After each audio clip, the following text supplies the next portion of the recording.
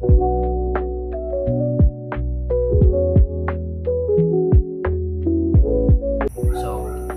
hi everyone.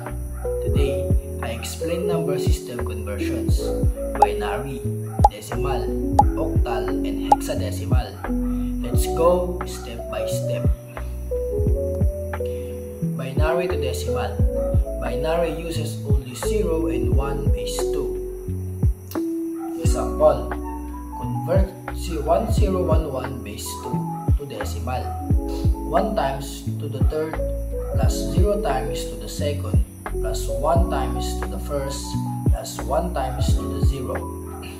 That's 8 plus 0 plus 2 plus 1 equals base 10. So 1011 base 2 is equal to 11 base 10. Decimal to binary.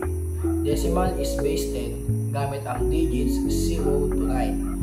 Example, convert 25 base 10 to binary. Divide by 2 and take the remainders. So, 25 divided by 2 equals 12R1. 12 divided by 2 equals 6R0. 6 divided by 2 equals 3R0. 3 divided by 2 equals 1R1. 1 divided by 2 equals 0R1. Now, read from bottom to top. 11001 base 2. So, 25 base 10 equals 11001 base 2. Decimal to octal. Octal is base 8 and digits 0 to 7. Example, convert 65 base 10 to Example, convert 65 base 10 to octal.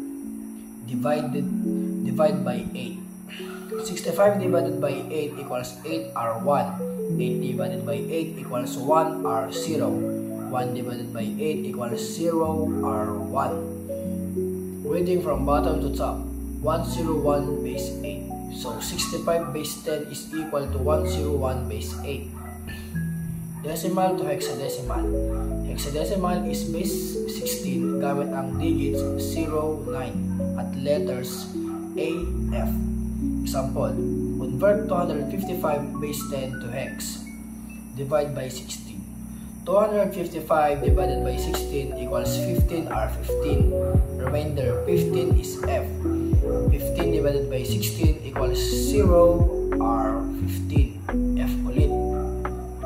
So, from bottom to top, that's FF base 16. Therefore, 255 base 10 is equal to FF base 16.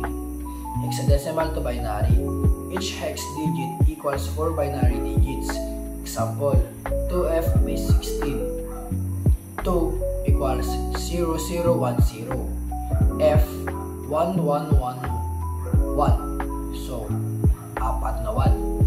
So, 2F base 16 equals 00101111 base 2. We learn how to convert binary, decimal, octal, and hexadecimal. Remember, binary is base 2 and octal base 8 and decimal base 10 and hexadecimal base 16. All of them are connected through simple steps. Thanks for watching.